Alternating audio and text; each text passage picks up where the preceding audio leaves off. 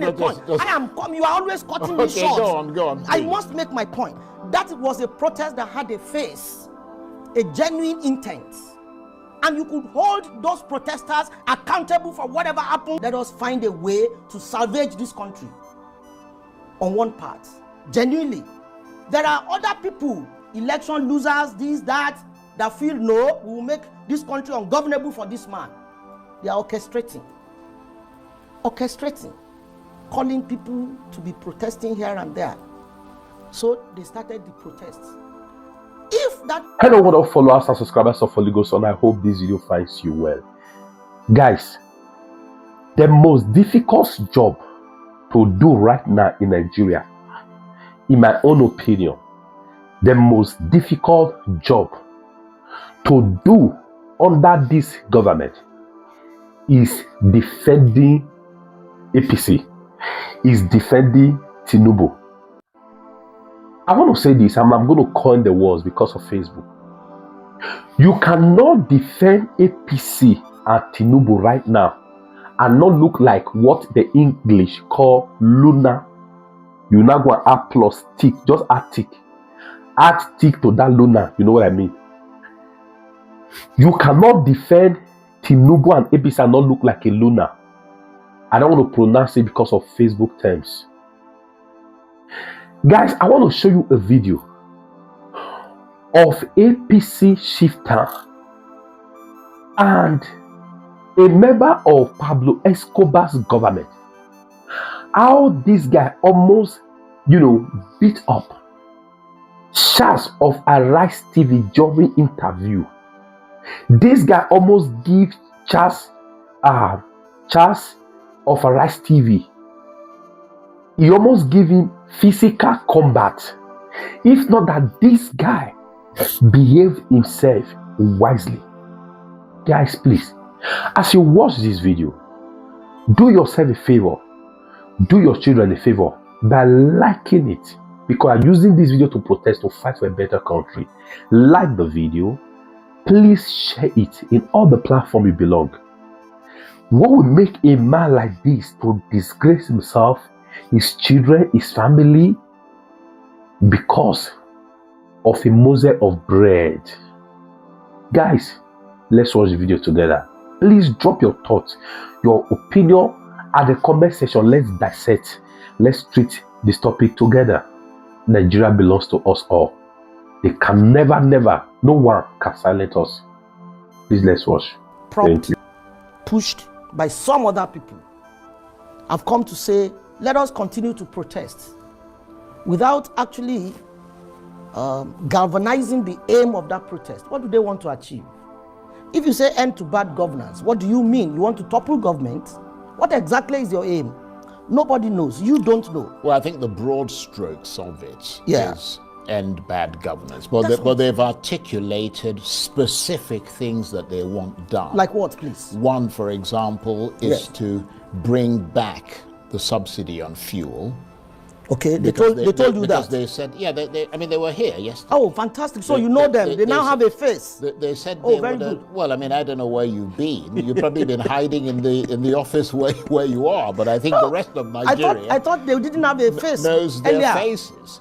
Okay, so good. And in fact, the government has arrested some of their people, so they must know who they are. Okay. One of them is the bringing back the fuel subsidy. Okay. There's so many things that they've actually asked for. And I think they are saying some of their people have been arrested. They want them released. And some of give 250 minimum wage or something. Yeah, 250,000 naira minimum wage. So, okay. There are several demands. Let us just discuss. We have enough to discuss. Those two are just too good enough for us to talk about. They said government should bring back fuel subsidy. They said government should do 250,000 minimum wage. I ask you, Charls. You're asking me. No, because you are a Nigerian. No. I I want to ask you a question, and I'd like you to listen and answer me. Why? We are both Nigerians. We are both adults of almost the same age. Yeah, but I'm wondering why you're asking me the question. I'm asking you're Nigerians. a part of the federal government. You should be talking to the protesters. Is it feasible for government to pay 250,000 minimum wage? Of course, the Labour Congress had been on this matter for so long. They have resolved with the government that certain amount of money is just not feasible. As a matter of fact, the private sector said categorically they cannot afford to pay. So if the economy cannot absorb a demand, how do they intend to achieve it? Well, let me attempt to. Okay, there are issues. Let me attempt for his commitment to good governance. Now, this is a man who just came to power 1 year, 3 months. This is a man. See, Nigeria was already on his knees as at 2023 when we came. 97%. I am coming. The same no. Let me make my party, point. 97%, the same party, the APC. 97% of our revenue. But it's the same party, isn't it? Let me make my point. But it is the same party. 97% of our revenue was used to service debts. By your party. I'm coming now. Whatever you say, 2015 was not the beginning of Nigeria. Your party was in power before 2015. No, my party? Everybody. Look, I have told you that you can't tell me the story of Nigeria. I know the story of Nigeria, and I know where everybody belongs. Yeah, but I would urge you to be circumspect in the way that you make your allegations. Okay, so you don't have a party, no problem. Clearly not. Nigeria didn't start in 2015.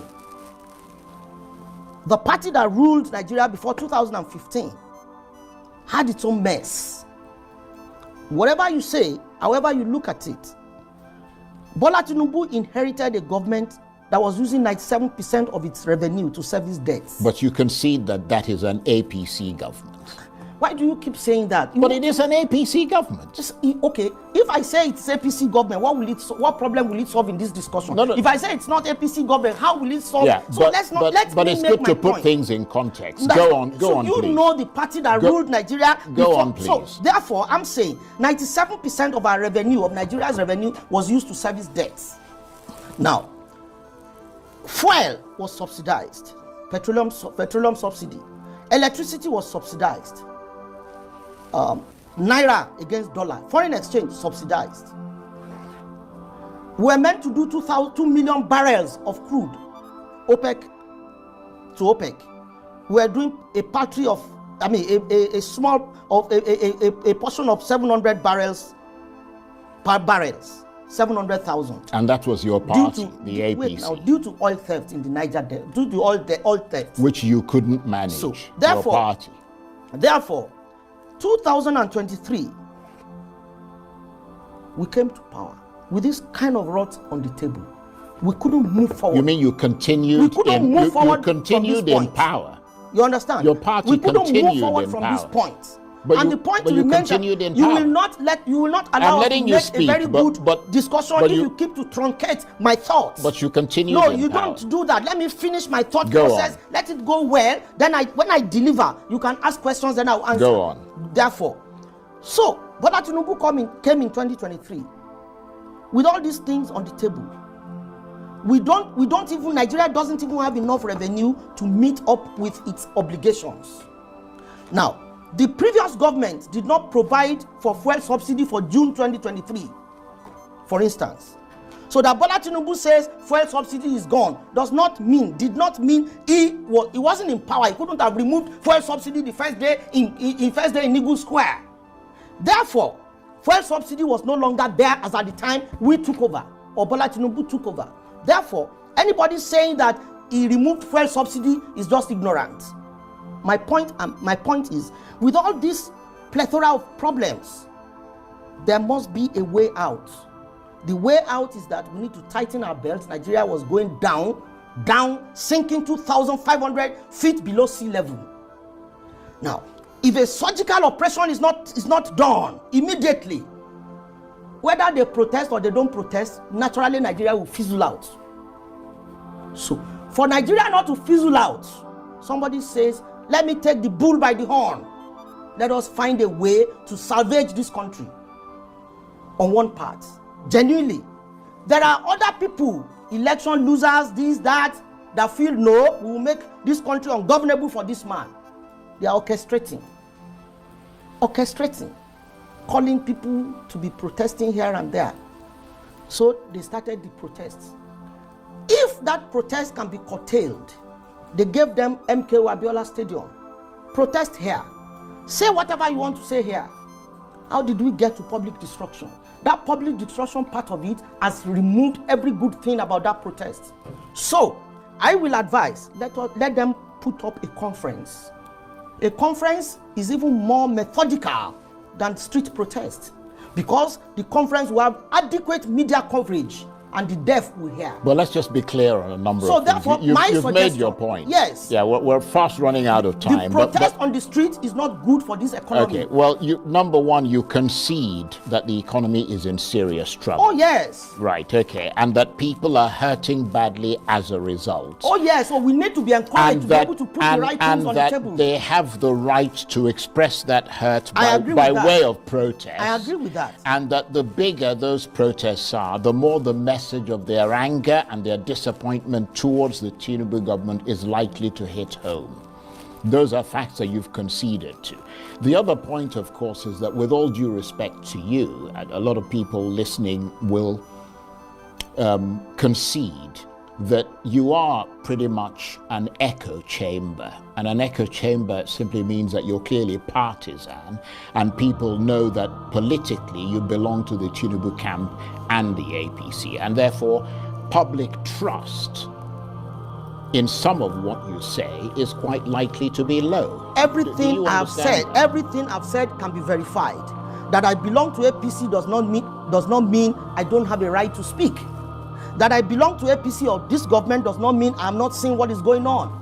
Don't I have children in school? Of course you have a right to speak. Don't I have children in school? Don't I buy things? Don't I know that a basket of pepper is expensive, or tomatoes? Don't I know when inflation is hitting a country that I live in? That's not an issue. The issue is everything I've said is a statement of fact. So I haven't even said that those people don't have a right to protest. Yeah, they obviously have a right to protest. But the Nigerian state has a right to protect the citizens of Nigeria. At the point that you protest and you disturb other people's right to movement, free movement, you're already hampering their own fundamental rights. Let's leave the issue of protest for a minute. Okay. Do you concede that this government is responsible for tanking the economy to the point where it is right now by the two policies that you took at the same time, which have had a tremendously debilitating effect on the Nigerian economy and the people? Do you concede that? Are you saying to me, Charles, that if they hadn't removed fuel subsidy and tried to find a balance for Naira against the dollar, we will not have inflation? Is that what you're saying? Of course not. Whether they did what they did at the time this government came in or not, we would have even been worse now. And I'll tell you why. There was no way we could have continued with the fuel subsidy. We just do not have the resources to continue. But the fuel subsidy is back in some ways. I don't know the ways, but I am saying that fuel subsidy was removed, and as a result of which, it caused inflation. I agree. Now, Nigeria does not have enough resources to subsidize most of the things we are subsidizing. The truth remains that we to put an answer to that question. Okay. Although clearly I don't speak on their behalf.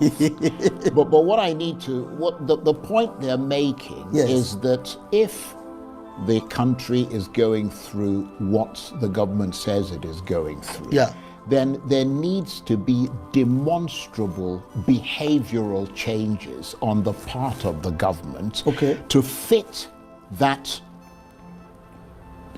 thing that they're saying to the Nigerian people is happening here. You see what I mean? To fit the optics that they're sending out. The point is that they're saying you can't be buying new aircraft. You can't be building new apartments, new buildings at billions of dollars for the vice president. Billions of dollars. Billions of naira.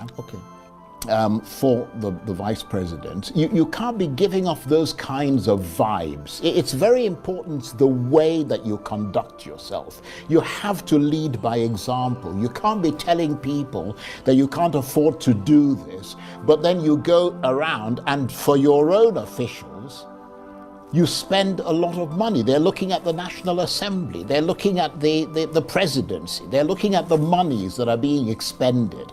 And the impression that's being given to them is that they don't matter, but that those other people do. That is, you see, I find anyway, when I looked at them, I see that, quite frankly, they are young people. If you say that because you believe that government is extravagant, that's what I can take from that. And the resultant of that, or what you think should be the solution, is to be on the street and to continue to destroy public infrastructure.